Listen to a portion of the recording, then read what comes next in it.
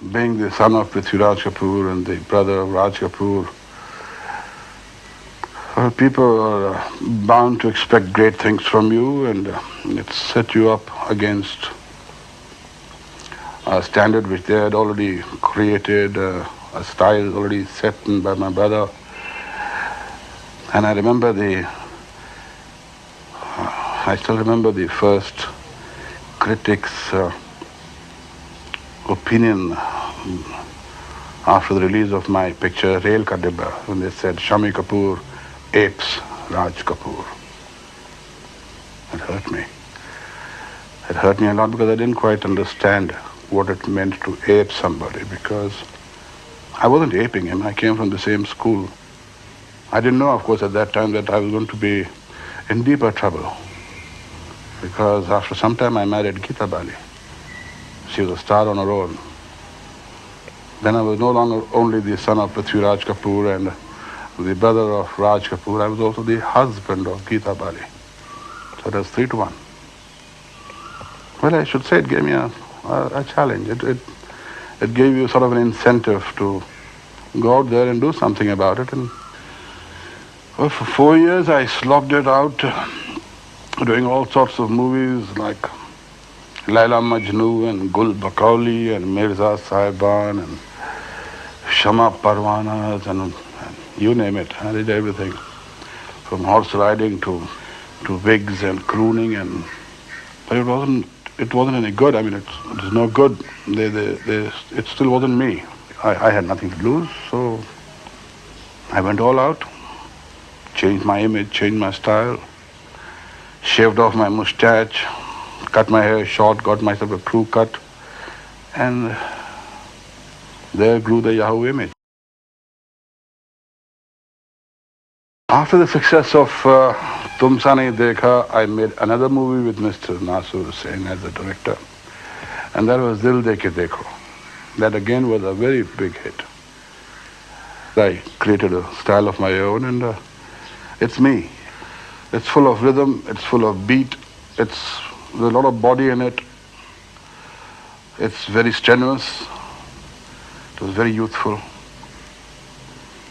And it identified a lot with the youth. It is me. And there was no choreography in my dancing. It was all within me. Even I didn't know what I was going to do next. I did a lot of shots, not only on beat, but off beat, half beat, a quarter beat, and a lot of my own beats.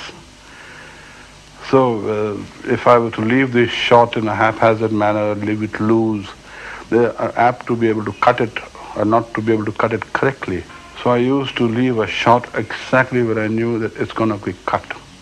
That they couldn't cut it before it, and they couldn't keep it after that, because I wasn't there. I probably turned my back. I was out of the frame. But I would do it on the beat, knowing that they are going to use this particular beat only up to here, no more, no less. At least the type of movies that I worked in were very simple, romantic, musical comedies, you could call it that.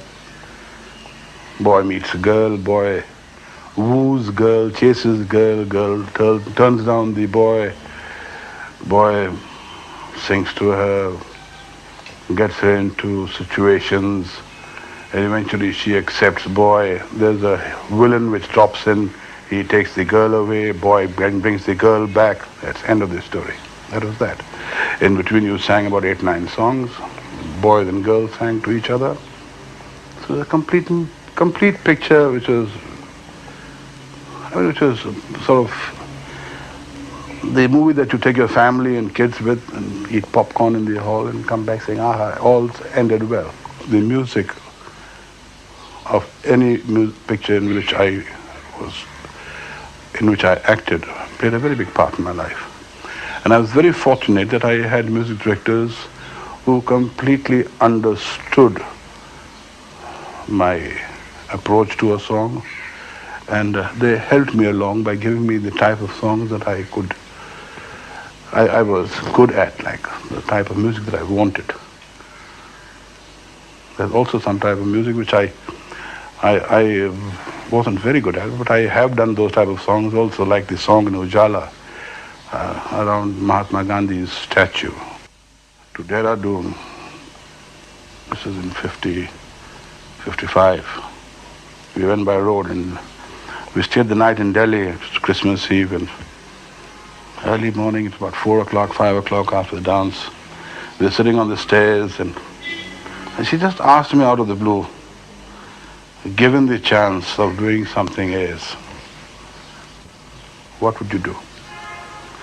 I said, I'd have liked to be in a tea estate in Assam, riding on a horse with a whip in my hand, a whiskey flask in my hip pocket, and the slaves around me picking tea and that sort of a thing. You know, the typical English Bada Saab's picture that you have of tea estate managers. She says, would you really be able to leave all this glamour, this film line, and go and do it? I said, yeah.